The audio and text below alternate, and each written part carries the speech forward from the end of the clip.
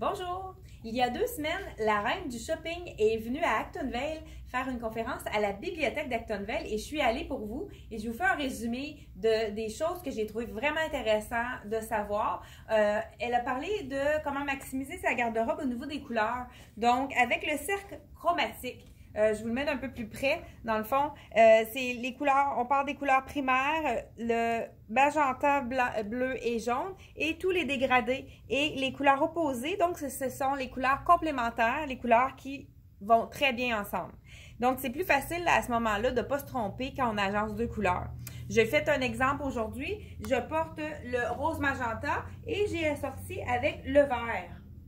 Donc, j'ai mis des bijoux au niveau du vert. On peut même le voir dans le collier ici. Ils ont vraiment fait le même mélange ici dans une des perles du collier.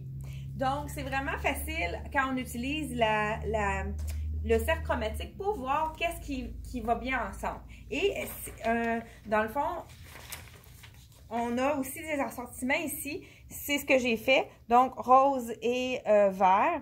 On a, si on y va vraiment toujours à l'opposé, le bleu et le bleu et le rouge, que ce sont des couleurs qui sont vraiment complémentaires. Même chose pour le jaune et le violet.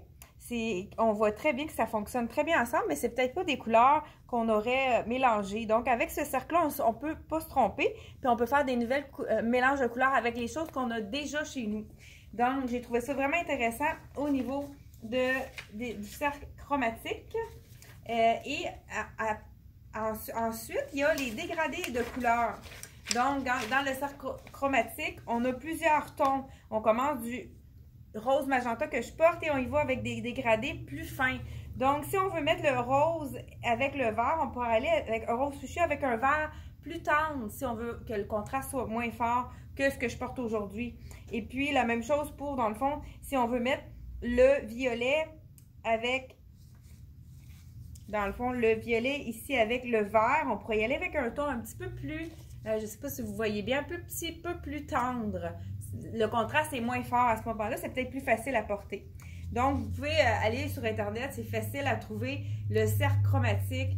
Ils utilisent ça beaucoup dans le fond, dans la décoration, mais c'est la même chose au niveau de l'harmonie des couleurs, au niveau des vêtements, c'est la même chose que dans les décorations. Ce qui est intéressant aussi, c'est de pouvoir aller sur une même ligne. Si on y va sur une même ligne, c'est très facile de coordonner aussi les couleurs.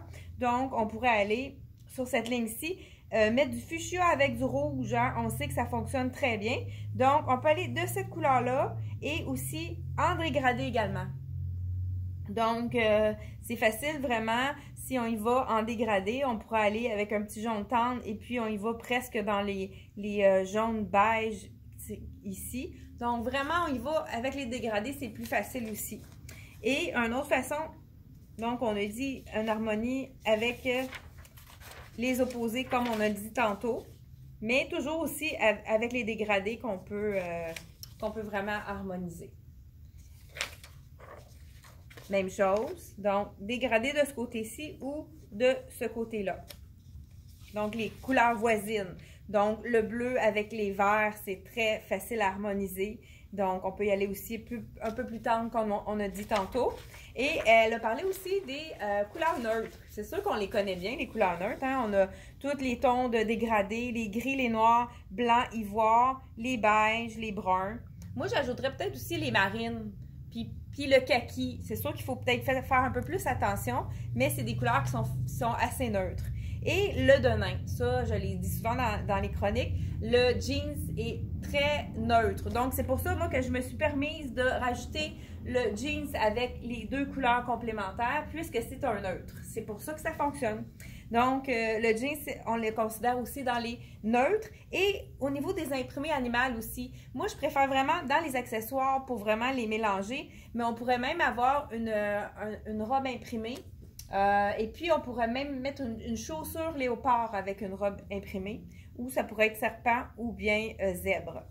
Et une autre chose aussi, moi j'en porte souvent dans les vidéos, le or, l'argent et le bronze. J'ai des chaussures qui sont, j'ai un espadrille qui est or et argent, ça va avec tout. C'est vraiment un achat qui est très, dans le fond, qu'on peut utiliser à toutes les sauces. Des fois, on ne sait pas avec quoi harmoniser une couleur un peu plus soutenue, on met un soulier qui est or, argent ou bronze et ça fonctionne à tous les coups. Donc, c'est vraiment des choses que je voulais partager avec vous parce que c'est vraiment quelque chose qui était intéressant à savoir. Puis des fois, c'est juste d'utiliser les bons outils comme le cercle chromatique. Puis elle a parlé aussi vraiment des essentiels. Ça, c'est sûr qu'on en a. Le veston noir, c'est vraiment un essentiel. On ne le voit pas très bien ici. On a le t-shirt blanc qui est toujours facile à harmoniser. La camisole noire. Le chemisier blanc, moi je mets un petit bémol parce que c'est pas tout le monde qui aime porter les chemisiers. Donc on pourrait y aller avec un petit top plus fluide aussi dans les tons blancs au lieu d'utiliser le chemisier. La même chose pour les vestons. Les gens qui achètent un veston noir mais qui ne le portent pas, allez-y plutôt avec un cardigan. Dans le fond, ça peut peut-être plus aller avec votre personnalité. Le jean, c'est sûr que c'est un essentiel. La petite robe noire, ça, on le dit souvent. Le pantalon noir. Et ici, l'imperméable. L'imperméable, c'est quelque chose de très classique. C'est pas tout le monde non plus qui se sent à l'aise à porter un imperméable. Mais c'est sûr que ça peut être un classique intéressant. Mais ça peut être tout simplement quelque chose dans les tons un petit peu plus neutres comme... c'est très neutre le beige, mais on pourrait y aller dans les marines et les noirs. Donc, c'était un peu les choses que je voulais vous parler, vous partager. C'est un petit résumé que j'ai fait d'avant, ça durait 1 heure. Fait que, dites-moi si vous avez aimé un peu les trucs. Puis, je vais essayer de vous donner des matchs, justement, avec des photos. Mais là, on fait le premier match, le rose et le vert aujourd'hui. Puis, si vous êtes intéressés, je vais vous en faire d'autres. Donc, faites un petit pouce et donnez-moi des commentaires par rapport à cette petite chronique. Merci et à la prochaine!